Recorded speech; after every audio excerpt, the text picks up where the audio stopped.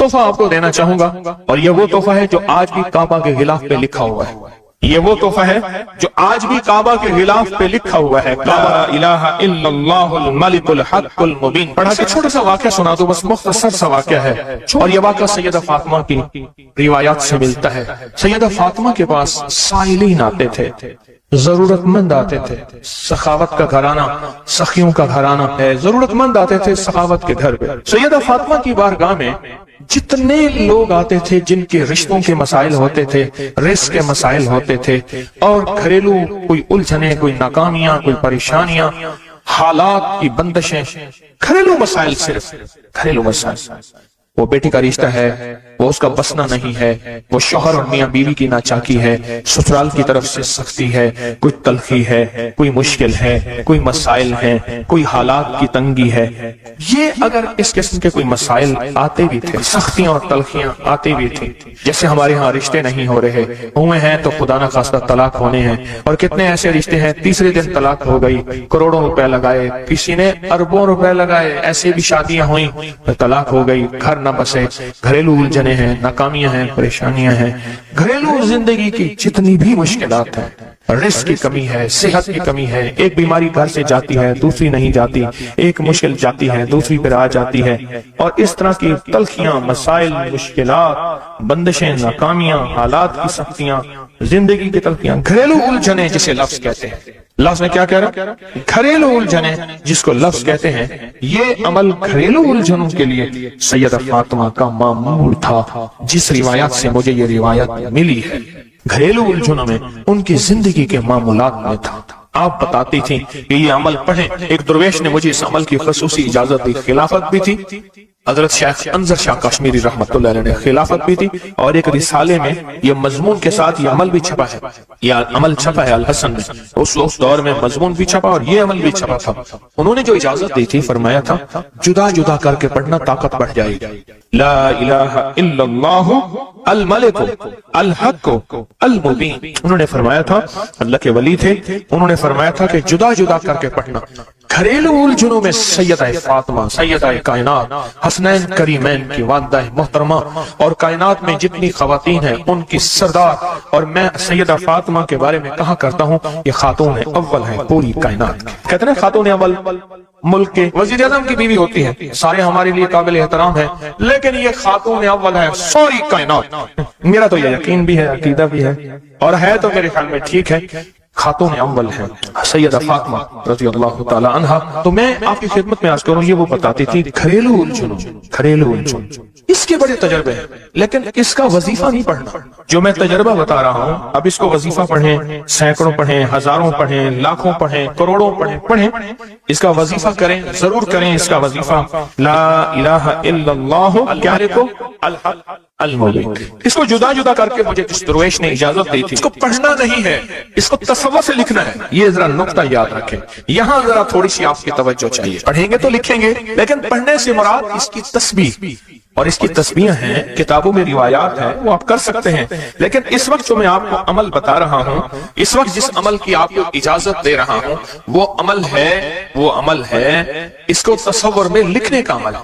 वो अमल मुझसे जरा थोड़ी सी तवज्जो से ले लें। आप जिस जिंदगी के घर के जिस मसले को हल करना चाहते हैं, उसके ऊपर तसव्वुर ही में इसको लिखें। चलो आप ऐसा करें, आपकी औलाद है, घर है, उसके ऊपर लिखें, जरा तसव्वुर में लिखें, ला इलाहा इल्लल्लाह अल मलिक अल हक अल मुबीन।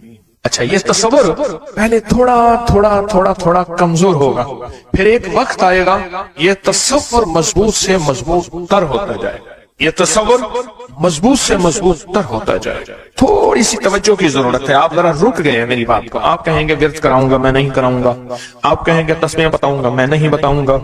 मुझे जो अमल जैसे मिला मैं तो मैं पे वैसे पहुंचाऊंगा। मुझे जो अमानत जैसे मिली मैं वैसे पहुंचाऊंगा, मैं नहीं बताऊंगा।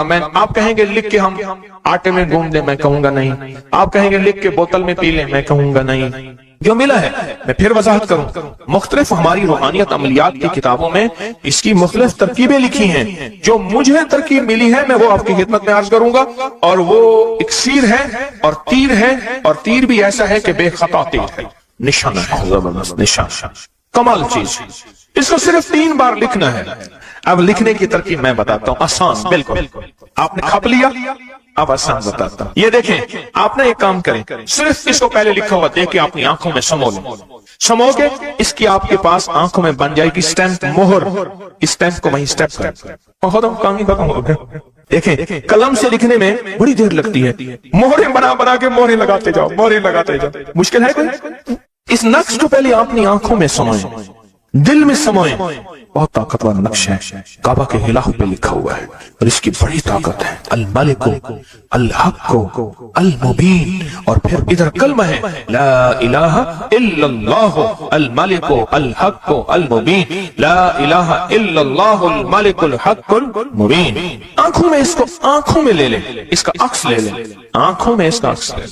چلو یہ بتا دیں، جس بندے نے کسی بندے کو قتل کیا ہو اس کی آنکھوں میں کس کا عکس ہوتا ہے؟ قاتل کا عکس ہوتا ہے، اور وہیں سے قاتل کے عکس کو نکال کے اسی وقت دکھا دیتا ہے۔ جو قاتل جس نے کسی کو قتل کیا ہے، جب وہ مرتا ہے اس کی آنکھوں میں اسی کا عکس ہوتا ہے۔ کسی نے سنا یہ واقعہ؟ آپ صرف اپنی آنکھوں میں عکس لے لیں ان لفظوں کا، کیا کریں؟ لکھ کے گاڑی میں لگا دیں، لکھ کے دفتر پہ لگا دیں، لکھ کے کچن پہ لگا دیں، لکھ کے سامنے لگا دیں، لکھ کے، اچھا یاد تو ویسے ہی ہو جائے گا، لیکن اس کو اپنی آنکھوں کے عکس میں لیں، اپنے دل کے اندر اتاریں، اور دل پہ اتار کے اس کو آنکھوں سے ظاہر کریں، اور جس کے وقت کو اچھا سمجھتے ہیں کہ جس کا وقت اچھا ہو جائے، اسی پہ ایسے تصور میں اس کا عکس لگا دیں اس کی پیشانی پہ۔ کہیں آپ چاہتے ہیں کہ وقت نصیب ہو، اولاد کا مقدر ہو، نصیب ہو، رحمت ہو، عزت ہو، برکت ہو، بیوی، گھر، بہن، بیٹی، ماں، کوئی نعمت گھریلو زندگی میں، اچھا کہیں گڑبڑ ہو رہی، وہیں اس کا عکس لگا دیں، اور اس کا عکس لگا کے کہیں اے اللہ کا کلام میرے بس میں نہیں، تو اپنا کرشمہ دکھا۔ اے اللہ کا کلام میرے بس میں نہیں۔ کتنے بزرگ ایسے گزرے ہیں، کسی نے تعویذ مانگا اور لکھ کے دے دیا، اللہ میں جانتا نہیں، یہ مانتا نہیں، تیرا بندہ ہے تو اس کا کام کر دے، اللہ اس کا کام ہو گیا۔ ایک بزرگ تھے، سنو، ایک بزرگ تھے، کہیں سفر سے آئے تو ان کا سوار بھی تھا، گدھا بھی تھا، کسی نے ان کو گھر دے دیا تو گدھا بھی، بارش شروع ہو گئی، سردی تھی تو گدھا جو ہے وہ بھی اندر کمرے میں آ گیا، وہ بھی آ گئے، تو ادھر جو ہے اس کی زچگی تھی، درد ذہ شروع ہوا، اس نے کہا بابا جی کوئی تعویذ دے دو، انہیں تعویذ لے کے دے دیا کہ یا اللہ میں بھی اور میرا گدھا بھی محفوظ ہو گیا، تو جان تیرا بندہ جانے اس کا کام کر دے۔ وہ تعویذ کام کر گیا، آج بھی وہ تعویذ کام کرتا ہے، آج بھی کام کرتا ہے۔ ہماری روحانیت کی کتابوں میں اور ابکری میں بھی چھپا ہے، فارسی کا شعر ہے۔ یہ تو بول کام کرتے ہیں، سوچو اللہ کا کلام کیا کام کرے گا، یہ تو بول کام کرتے ہیں۔ اس کو اپنے دل میں نقش کریں، دل کے اندر اس کا عکس لائیں، اس کا نقش لائیں۔ سیدہ فاطمہ کا میں آپ کو عمل بتا رہا ہوں، محمد آل محمد کے وظائف بتا رہا ہوں، اور سیدہ کا عمل ہے، ان کے گھر میں جب بھی کوئی الجھنوں کا مارا ہوا کوئی خاتون آتی تھی، آپ یہی فرماتی تھی اور یہی عمل دیتی تھی، یہی وظیفہ دیتی تھی، یہی تسبیح دیتی تھی۔ بات سمجھ آ گئی یا رہتی ہے؟ پکی بات ہے، 100% سمجھ آ گئی۔ آپ اس کو نا، آپ ایسا کریں، آپ اس کو ایسا کریں، میرے اوپر نقش لگائیں، نشانے لگائیں، ٹرائی کریں نا، یعنی یہیں سے کام شروع کر دیں، اور یہ نیت کریں کہ یا اللہ یہ جو فقیر بیٹھا ہے، اس عمل کا نور، اس کی برکتیں، اس کی خیریں اس فقیر کو عطا کر دیں، میری پیشانی کے اوپر لگائیں اس ٹائم پہ، اور میں آپ کی پیشانی پہ لگا دوں، اور پوری دنیا میں جتنے لوگ مجھے دیکھ رہے ہیں میں ان کو نہیں دیکھ رہا، میں انشاءاللہ اللہ کے خزانوں بھیج رہا ہوں، فرشتوں کو دیتا ہوں، فرشتوں جا کے لگا دو، فرشتے لگا دیتے انشاءاللہ۔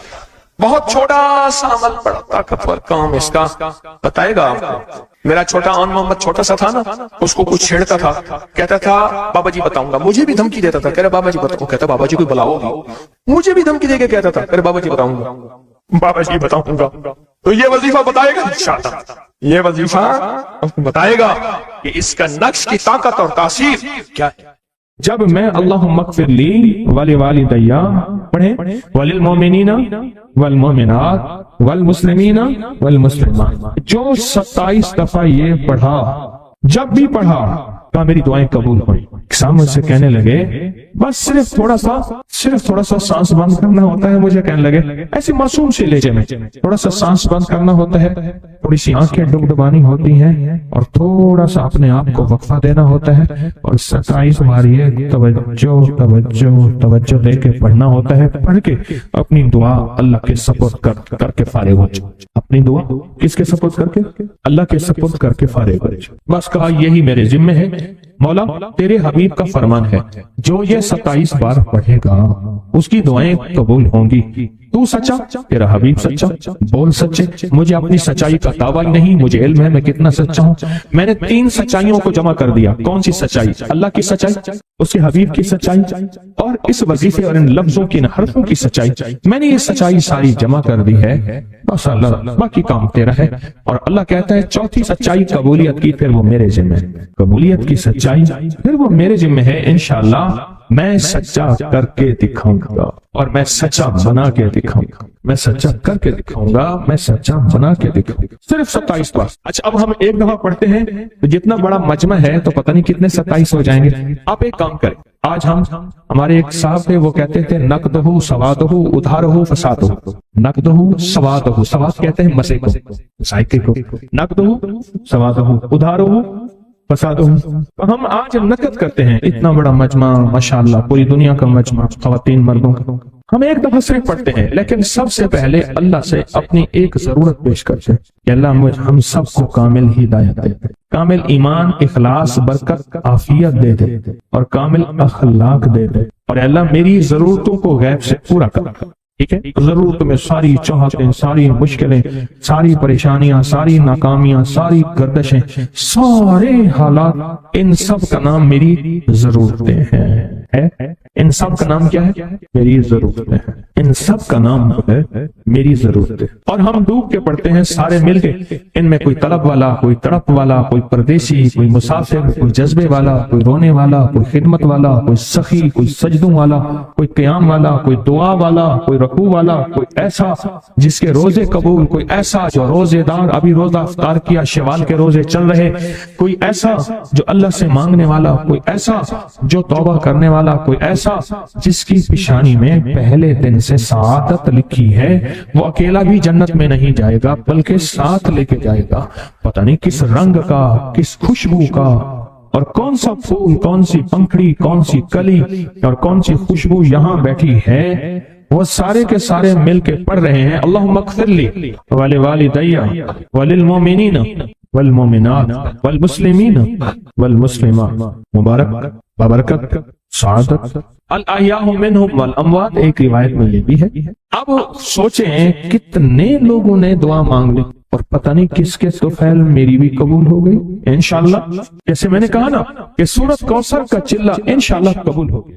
یہ جو وظیفے ہیں کسی درویش کی، یا کوئی درویش نے جس کو اجازت ہے اس کی اجازت صحیح ہو، ہر بندہ اجازت دینا نہ شروع کر دے، اجازت کے پیچھے نسبتیں چاہیے، ان نسبتوں کی طاقت چاہیے۔ وہ جو اجازت ملتی ہے اس اجازت کے اندر جو تاثیر ہوتی ہے، اس میں جو کمال ہوتا ہے، اس میں جو اندر کی کیفیتیں ہوتی ہیں، اس اجازت سے نسلوں میں تونگری، دولت، رزق، عزت، صحت ایسے بارش کی طرح برستی ہے۔ میرے جو مرشد تھے حضرت خواجہ سید محمد عبداللہ حجویری رحمت اللہ علیہ، میرے مرشد جو تھے وہ حضرت داتا صاحب کی سچی آل میں سے تھے۔ مجھے جاتے جاتے انہوں نے اجازت دی 1991 ستمبر میں، اور مدینہ منورہ فرمایا میں جا رہا ہوں، بس اب بقی میں، اور بقی کے اندر جا کے سو گئے۔ اب بھی میں مرشد کے ہاں جاتا ہوں تو جنت البقیع کے قبرستان میں ان کی نسبتیں دیکھیں کتنی اونچی ہیں۔ پھر وہ نہیں، 26 بڑی ہستیوں نے مجھے خلافتیں، اجازتیں دیں، 26 سے بلکہ زیادہ اجازتیں اور خلافتیں دیں، اور ان کی توجہات ہیں، ان کی پیچھے دعائیں ہیں،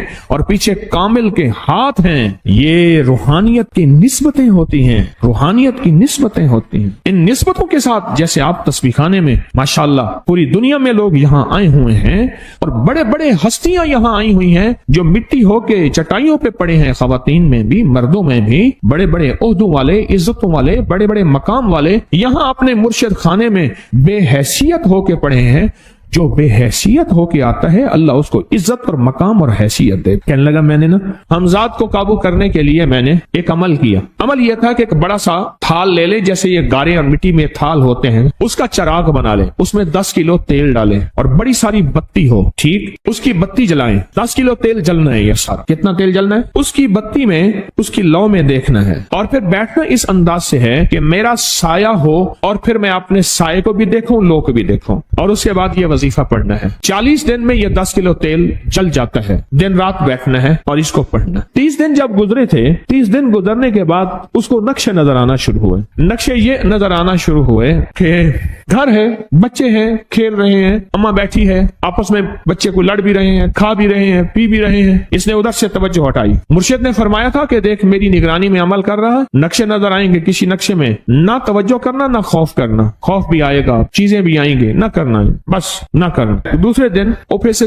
نظر آیا، پھر بچے ہیں کسی باغ میں کھیل رہے ہیں، ایک بچہ پھر گم ہو جاتا ہے، ماں روتی ہے، اتنا روتی ہے اس کو رونا آ جاتا ہے۔ پھر خیال آیا مرشد نے فرمایا تھا کسی توجہ نہ کر، یہ کیا نقشہ شروع ہو گیا؟ اچھا پھر 2 دن کے بعد نقشہ آیا، بچے کھیلتے کھیلتے کھجور پہ چڑھ گئے، ایک بچہ جو اوپر سے گرا اس کے بازو ٹوٹ گئی، لات ٹوٹ گئی، اب پتہ چلا وہ تو مر گیا۔ اب اس کی میت پہ جو اماں نے بین ڈالے، جو ابے نے روئے اور گھر کی مائیاں روئی، اصل اس کو وظیفے سے ہٹانا تھا اور اس کی نظر جو وہ وہاں سے نظر سے ہٹانا تھا۔ پھر اس کو مرشد کا خیال آیا کہ توجہ نہیں ہٹانی، دھیان نہیں ہٹانا۔ پھر خیال آیا جب مرشد کامل ہو فائدہ کبھی نہیں ہوگا جب تک یقین کامل نہ، اصل توجہ ہٹانی ہے۔ اور بہت زیادہ رونا اور اتنا رونا کہ سرکار کا خیال آیا، بچے کو لے جا رہے ہیں، اس کی میت پھر قبر کھود رہے ہیں، پھر اس کا یہ کر رہے ہیں، رونا اتنا کہ اس کے آنسوں، رونے کی کوئی کیفیت تھی مائیوں کی۔ 2 دن ابھی رہتے تھے 40 دن میں سے، تو پھر وہی گھر نظر آیا، بچے کھیل رہے ہیں، شوہر آیا، اس نے آ کے کہا مجھے روٹی دو۔ اس نے کہا گھر میں تو کچھ بھی نہیں ہے، لکڑیاں ہی نہیں ہیں، آپ نے کچھ دیا ہی نہیں۔ میاں بیوی کی لڑائی ہو گئی۔ اس نے کہا پھر ٹھیک ہے میں آج سب کو جلا دے۔ اس نے کہا لکڑیاں لے آیا، ادھر ادھر سے لکڑیاں لا کے نہ صحیح، اس نے وہ لکڑیاں جلائیں، بچوں کو اٹھا کے جو ڈالا آگ میں، جو چیخیں نکلی بچوں، دوسرے کو پکڑ کے ڈالا، تیسرے کو ڈالا، چوتھے کو ڈالا، آگ میں ڈالتا جا رہا ہے۔ مائی چیخ رہی ہے، کوہرام ہے، زندہ بچوں چھوٹے معصوموں کو آگ میں ڈال رہا ہے۔ ڈالتے ڈالتے کہنے لگے تو بچ گئی ہے بھائی، آ پھر پکڑ کے میں تجھے ڈالتا ہوں۔ جب اس کے ڈال کے کہنے لگا اب اس عامل کو تو بچ گیا ہے، ایسے اس کو ایسے ایسے پکڑنے لگا اور پیچھے مرشد کا کھینچ کے تھپڑ اس کو آیا۔ جب کھینچ کے تھپڑ آیا سارا نقشہ ختم ہو گیا۔ اوہو کہنے لگا یہ کیا تھا؟ مرشد کامل ایسا ہوئے جرا لولوں دے وچ وسے ہو، نال نگاہ دے پاک کریندا نہ صابن سجی کھتے ہو۔ یہ اس وقت ہوگا جب یقین ہوگا، جب تیرا یقین کمزور ہے۔ مرشد کامل ہے، یقین کامل نہیں، ناکام رہے گا ساری زندگی، تھرمامیٹر لگاتا رہے گا۔ کوئی کہہ دے گا کہ تیرا مرشد 1 نمبر ہے، ولی ہے، کہا سبحان اللہ۔ کوئی کہہ دے گا 2 نمبر ہے، کہے توبہ توبہ۔ ساری عمر اسی زندگی میں رہے گا، کبھی نہیں پا سکے گا۔ 40 دن کے بعد مرشد کی خدمت میں حاضر ہوا اور سارے نقشے بتائے، فرمایا نہ بتاؤ ہم دیکھ رہے تھے۔ علامہ فخر الدین رازی رحمت اللہ علیہ کا مشہور واقعہ ہے، مرید جو ہے آپ کا سینکڑوں میل دور، اور وہ مرید وہ تھا جو ساری عمر اللہ کے وجود کو کہتا رہا کہ اللہ کے وجود کو نہ ماننے والے کہتے تھے کوئی اللہ نہیں ہے، کہاں ہے دکھاؤ، ہر چیز خود بخود بن گئی ہے، خود بخود ختم ہو جائے گی۔ ان کے پاس 100 دلیلیں تھیں، کتنی 100 دلیلیں تھیں، اور آج تک ان کی دلیلوں کو کوئی توڑ نہیں سکا تھا اللہ کے وجود پہ۔ آخری وقت ہے اور آخری وقت کے اندر ایک دروازہ کھٹکھٹایا کسی نے کہ جناب ایک بزرگ آپ سے ملنے آئے ہیں۔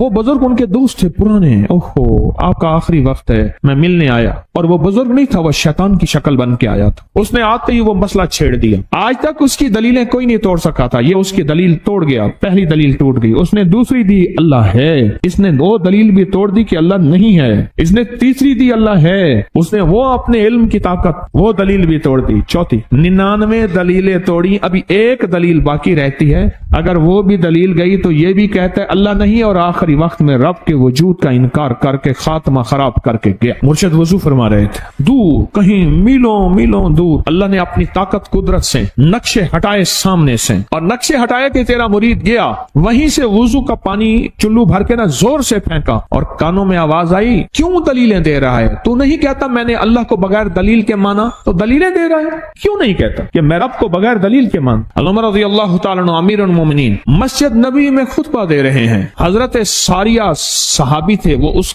لشکر کے سپہ سالار تھے، میلوں سے میلوں سینکڑوں میل دور ایسے نقشے ہٹے، اور خطبے کے دوران انوکھی بات کہہ دی، یا ساریہ الجبل، ساریہ پہاڑ کے پیچھے دیکھ دشمن وہاں سے حملہ کر رہا ہے، اور پھر خطبہ شروع کر دیا۔ جمعہ کا خطبہ تھا، لوگ حیران، یہ امیر المومنین نے کیا فرما دیا؟ جب حضرت ساریہ کا قافلہ آیا واپس تو فرمایا فلاں وقت فلاں لمحے فلاں وقت میں، جمعے کے دن فلاں لمحے میں امیر المومنین آپ کی آواز آئی تھی، اگر نہ آتی تو دشمن نے پیچھے سے مقابلہ حملہ کر دیا تھا اور ہمیں کاٹ کے رکھ دیتا، ٹوٹے ٹوٹے کر دیتا۔ آپ کی آواز آئی، ساریہ پیچھے دیکھ دشمن حملہ کر رہا ہے پہاڑ کے پیچھے، یا ساریہ الجبل۔ یہ میں آپ کو حوالوں سے بات کر رہا ہوں، روایات بتا کے بات کر رہا ہوں۔